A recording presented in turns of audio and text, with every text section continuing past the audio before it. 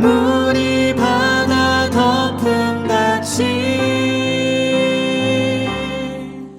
어제 하나님의 영광을 얘기하고, 그리고 그 영광이 있는 곳에 자연적으로 나타나는 현상이 예배다. 그래서 이 예배는 모든 사람들 마음 안에 내재되어 있는 본능이에요. 그래서 하나님을 예배하지 않더라도 타락한 사람들은 반드시 다른 어떤 것을 예배하게 돼 있어요. 왜요? 그게 우리의 본능이기 때문에. 그런데 우리가 그 예배를 하나님을 위해서가 아니라 하나님이 지으신 피조물을 위해서 사용한다면 어떻게 될까요? 하나님 자신에 대한 이야기를 가로채서 우리를 그 중심에 두고 이야기를 써 내려간다면 어떻게 될까요? 그것은 반역입니다. 그것은 반란이에요. 여러분, 이 반역이 꼭 어떻게 치고받고 올라가고 이 싸우는 게 반역이고 반란 이렇게 생각하는데, 기존의 질서가 뒤집어지는 거예요. 기존의 판이 무너지는 거예요. 이게 반역이에요. 이게 반란이에요. 그리고 이게 죄입니다. 죄가 뭐냐? 그것은 하나님의 질서를 뒤집어 놓는 거예요. 하나님의 영광이 드러나서 그 영광을 인정하고 그렇게 지속적으로 살아가야 될 우리가 하나님과의 관계가 깨어져서 그 하나님의 영광을 알아보지도 못하고 드러내지도 못하고 오히려 본능이 살아있기 때문에 그것을 하나님이 만드신 다른 피조물에 가서 투영하고 그것을 예배하는 행위, 이게 가장 근원적인 죄다라고 하는 겁니다. sin 하면 근원적인 죄를 얘기하고, 소문자로 sins 하면은 이게 바로 뭐냐면 근원적인 죄 때문에 파생된 가지들, 죄의 가지들을 얘기해요. 그런데 죄에 대해서 이야기를 할 때 많은 사람들이 뭘 얘기하냐면 이 가지들을 가지고 자꾸 얘기를 하고 회개하라고 그래요. 사람들이 진정으로 모르고 내가 한 짓이 잘못돼서 윤리적으로 도덕적으로 잘못된 죄에 대한 인정인 경우가 대부분이에요. 하나님은 죄 지은 자와의 관계를 어떻게 표현하시냐면 원수라고 표현을 해요. 죄는 하나님과의 관계를 뒤집어 놓았고, 그리고 뒤집어진 그것은 하나님과 나와의 개인적인 관계일 뿐만이 아니라 세상 우주의 모든 관계가 뒤집어지게 됐어요. 왜요? 그 사람이 하나님의 형상과 모습대로 만들어졌기 때문에 그래요. 그래서 그 뒤집어진 관계에 있는 사람들을 향해서 하나님이 뭐라고 말씀하시냐면 원수되었다라고 이야기를 하는 거죠. 하나님을 떠나 있어 죄된 상태에서, 타락된 상태에서 살아가고 있는 그 모든 사람들이 하나님과 원수된 자라고 얘기하고 있어요.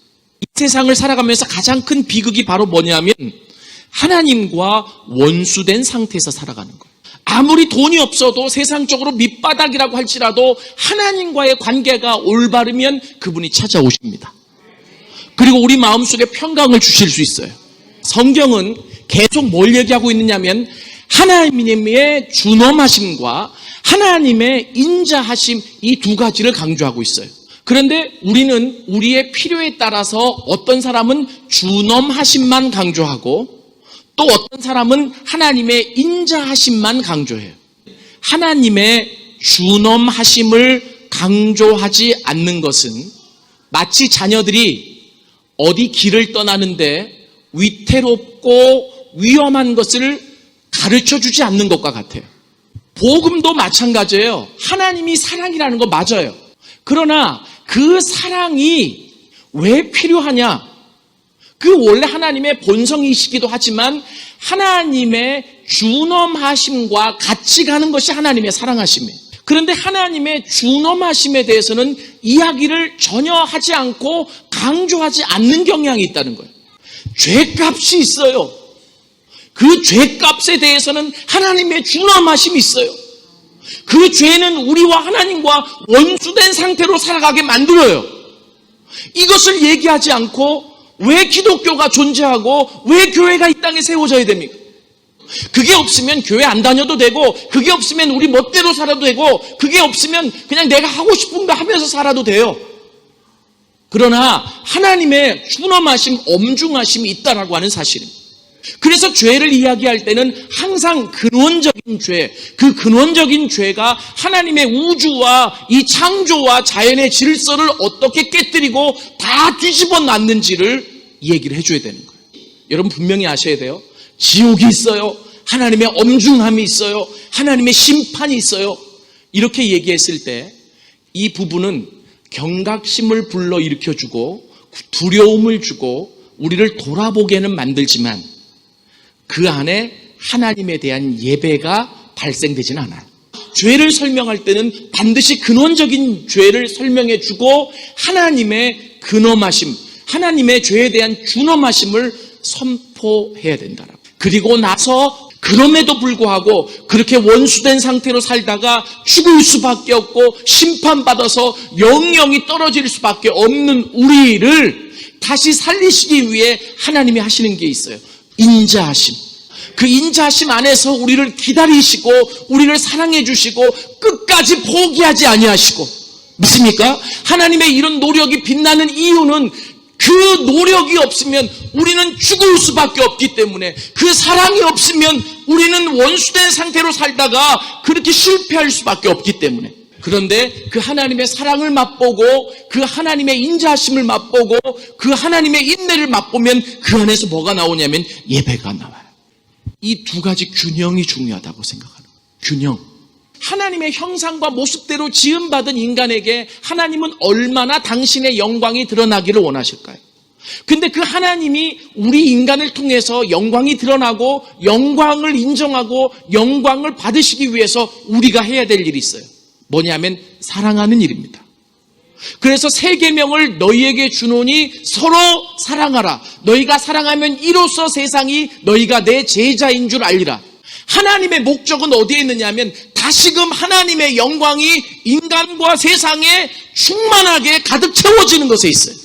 근데 그것이 우리가 자연 만물에 가서 그들을 돌보는 일도 같이 병행되어야 되겠지만 가장 우선적인 것이 바로 뭐냐면 하나님의 형상과 모습대로 지음받은 인간들을 사랑하는 일이에요. 이게요, 그 하나님의 형상과 모습대로 지음받은 인간을 인정하는 건데, 그게 인정하는 그 안에 하나님의 영광을 인정하는 것과 같이 가는 거예요. 왜 우리가 그리스도 안에서 서로 형제와 자매라고 불러요? 친밀함. 그 친밀함 속에서 사랑을 나누기 위해서요. 십자가를 깊이 있게 깨닫지 못하는 이유가 있어요.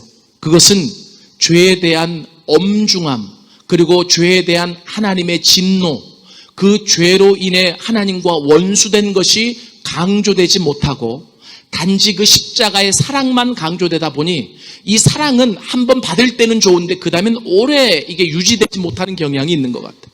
우리를 쉽게 연약함 속에 빠뜨리는, 그러나 이 하나님의 죄에 대한 엄중함과 그리고 이 하나님의 인자심에 대한 사랑의 간극이 커질 때 십자가가 필요하게 되는 거예요. 그래서 그 하나님이 우리에게 십자가를 주셨다라고 얘기할 수 있습니다. 예수님이 이 땅에 오셨을 때 지극히 높은 곳에서는 하나님께 영광이요, 이 땅에서는 기뻐하심을 입은 사람 중에 평화로다. 여러분, 예수님이 이 땅에 오셨을 때 하늘에서 그 소리가 들렸다라고 하는 것은 예수님이 오신 목적과 그 메시지가 부합된다는 얘기예요. 그럼 예수님이 오셔서 궁극적으로 하실 일이 바로 뭐냐면 하나님께 다시 영광을 돌려드리는 일이에요. 그 하나님의 영광이 다시금 인정되고 돌려드리고 가득 채워지는 일. 그런데 그러면 평화는 무슨 관계가 있느냐? 인간이 죄짓기 이전에 창조 질서 안에 있었던 사람들의 상태를 한마디로 말하라고 하면 샬롬이었어요. 평화스러운 상태였어요. 그래서 하워드 스나이더라고 하는 이 신학자는 창조 세계의 질서가 평화라고 얘기했어요. 뭐냐면 평화가 있는 곳에 하나님의 영광이 드러나고, 그리고 그 드러난 하나님의 영광을 인정하고 올려드리는 일이 순환적으로 일어나는 거예요. 그러니까 이 평화가 있는 곳에 하나님의 영광이 드러난다. 예수님이 이 땅에 오심으로 어떤 일들이 발생되어지느냐 하면 하나님께는 영광이 다시 올려드려지고 이 땅의 상태는 평화의 상태, 샬롬의 상태. 그 샬롬이 빠져나간 공허함은 세상의 어떤 것으로도 채울 수가 없어요. 이 샬롬이 있는 곳에 하나님의 영광이 있고, 그리고 그 하나님의 영광이 있는 곳에 하나님의 샬롬이 있어요. 그리고 그 샬롬된 상태에서 하나님을 예배하는 게 진정한 예배예요. 이 샬롬은 하나님과 나와의 관계만을 얘기하는 게 아니라 나와 이웃과의 관계, 나와 내 자신과의 관계, 나와 이 자연과의 관계, 이 모든 것이 하나도 모가 나지 않는 온전한 상태가 샬롬이에요. 그런데 죄가 그 샬롬을 깨트려 버렸어요. 그래서 하나님과의 관계도, 다른 사람과의 관계도, 내 자신과의 관계도, 자연과의 관계도 깨트려 버렸어요. 그래서 다시금 이 하나님과의 관계가 회복되어지면서 하나님이 원하시는 것이 온전한 샬롬이 우리에게 있어지기를 원하십니다.